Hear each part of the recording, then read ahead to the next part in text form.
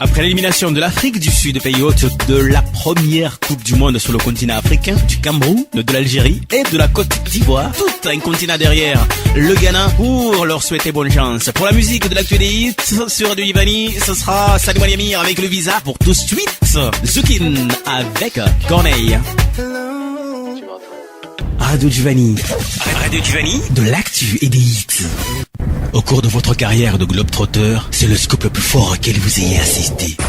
Là-haut, le sommet du volcan Karthala vient d'exploser. Les rues envahies par la foule et vous êtes là, témoin de cet incroyable événement. Mais ni téléphone, ni liaison par satellite, pas même un crayon et du papier. Radio Divani, soyez les premiers à le savoir.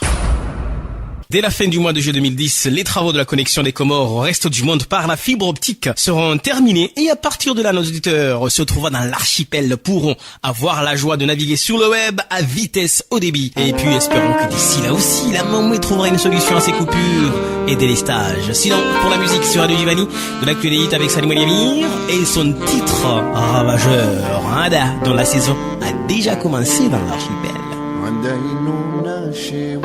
Ngabo wahiri yao na waivumizao shatileo.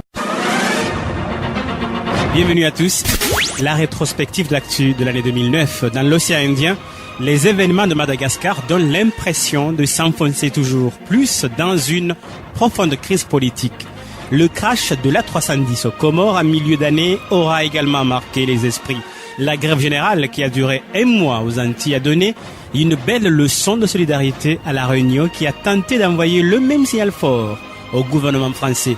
Le passage de Mayotte au statut de nouveau département français dès 2011 s'annonce comme un tournant pour l'archipel des Comores.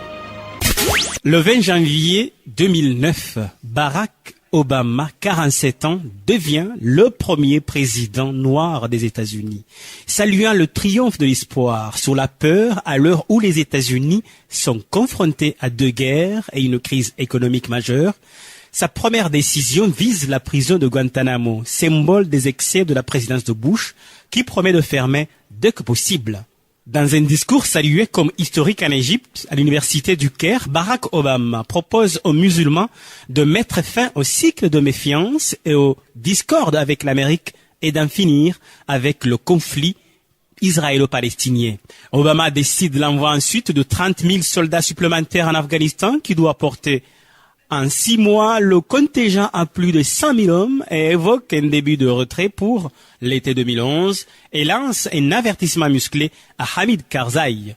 Washington reçoit un fort soutien de ses alliés qui annoncent un renfort de moins 7 000 hommes. Et en octobre, le président américain reçoit le prix Nobel de la paix.